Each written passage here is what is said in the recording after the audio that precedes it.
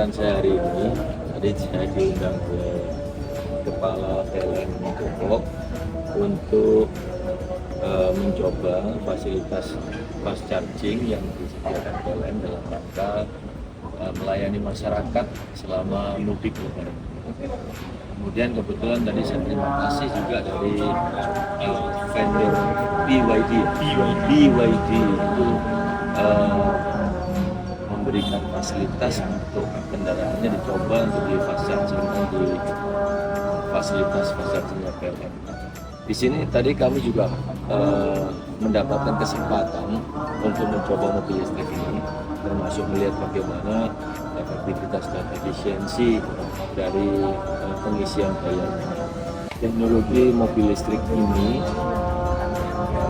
menurut saya nantinya merupakan sebuah keniscayaan, karena tentunya bahan bakar fosil itu saat ini kita bisa melihat dalam pemberitaan itu sudah mulai menurun cadangannya di perut bumi itu, sehingga kedepannya ini merupakan peluang untuk pengembangan konversi energi alam menjadi energi listrik yang nantinya bisa dimanfaatkan untuk hajat hidup manusia, orang banyak, diantaranya adalah sebagai alat transportasi melalui mobil listrik. Jadi ini sebuah konsep yang luar biasa, kemudian konsep yang modern, penuh dengan teknologi, dan tentunya kalau kita tidak mengikuti maka kita akan tertinggal, karena prinsip dari perkembangan kemajuan teknologi itu dia akan terus bergerak tanpa mau tahu kita siap atau tidak. Ini yang edukasi ini yang ke depan kaitannya dengan TNI sebagai alat pertahanan negara, ini memberikan satu sisi edukasi wawasan baru bahwa kita perlu memperhitungkan kecanggihan teknologi ini, pergerakan perkembangan teknologi ini ke dalam sebuah sistem pertahanan. Demikian yang dapat saya sampaikan. Pak Nadiem, sedikit Pak Nadiem, Kodim sendiri sudah menggunakan motor listrik nih Pak Nadiem. Tanggapannya Pak Nadiem? Ya. Nah ini kita dapat lihat sendiri juga bahwa Kodim sendiri, Kodam, bahkan TNI itu sudah mulai mengadakan motor-motor listrik buat bagi besar. Ini adalah salah satu bentuk implementasi bahwa alat pertahanan negara pun harus bisa adaptasi dengan adanya perubahan ini. Tentunya dalam sebuah masa transisi itu kita membutuhkan proses adaptasi, pembiasaan. Contoh seperti anggota yang kemarin dia menggunakan motor BBM, itu bisa mengisi bensin saja dengan kecepatannya seperti itu. Sekarang menjadi terbatas, dia menjadi terbatas, dia tempat-tempat tertentu. Seperti kemarin pendorongan pertukaran itu pengambilan pertama kali, karena mereka dapatnya tinggal 3 strip kalau digunakan perjalanan untuk ke Depok, sementara dia sudah terlalu malam kalau untuk ngecas gitu. Jadi dipaksakan ya di tengah jalan pada dorong semua gitu. Nah ini sebuah adaptasi gitu, bahwa tidak perlu menyalahkan gitu, karena tidak ada yang salah, tinggal kita yang butuh proses adaptasi tadi.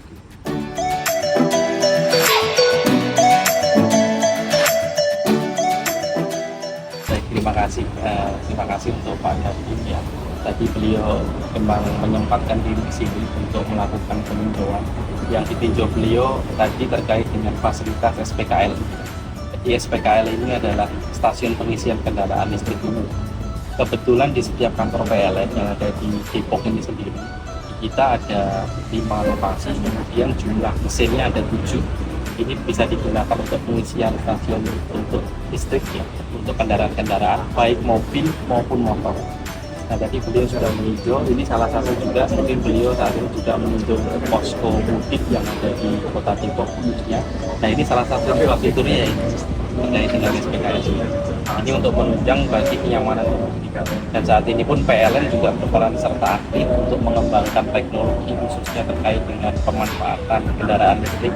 Saat ini di seluruh rest area, baik yang A ya dari barat ke timur maupun B yang timur ke barat, itu semua rest area sudah pasang SPKL seperti ini.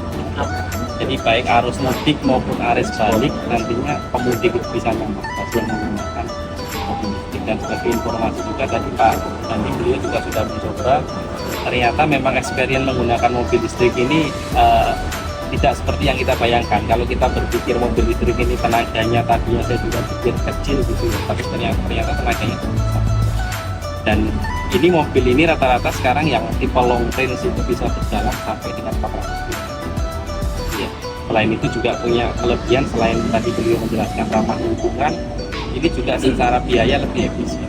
Jadi 1 kWh meter, 1 kWh yang dipergunakan untuk satu mobil ini itu bisa jalan kurang lebih hampir 10 km. Itu ekuivalen dengan 1 liter bensin juga sama, bisa jalan 10 km. Nah yang beda adalah apa harganya. Kalau 1 liter bensin pertalite itu mungkin 10.500 atau 10.000 ya. Kalau ini 1 kWh berapa? Sekitar 2.400. Artinya hampir seperlima. Biayanya hanya seperlimanya dari mobil bensin. Mungkin itu tambahan. Karena kita terima kasih kepada Satu lagi Mas, untuk biaya chargeran berapa? tadi per kWh 2.400. 2.400. Mobil motor sama. Untuk mobil motor sama.